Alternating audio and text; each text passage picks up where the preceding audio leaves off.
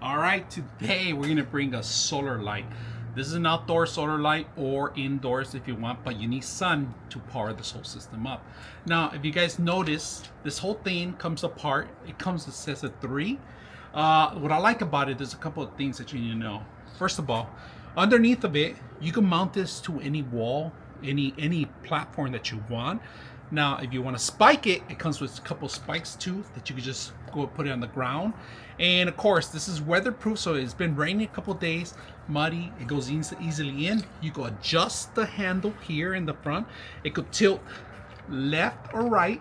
And then if you want to twist it forward and back, you could just by twisting the whole thing itself. It has adjustment twist here. You guys can see that right there. Adjustment twist. Now the whole thing comes off, and you can always put this against the wall. Just some caution. Make sure you have access to the sun from the panel itself, right? Once you get a full day's sun, you don't have to worry about anything. This thing will last you all night. Now, there's a couple things you should be aware.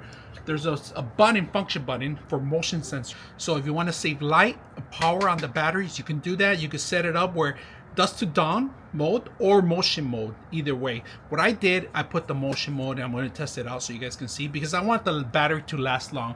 The only time I want the actual light to turn on is when somebody passes through. So let's put it to a test and see how it works at night.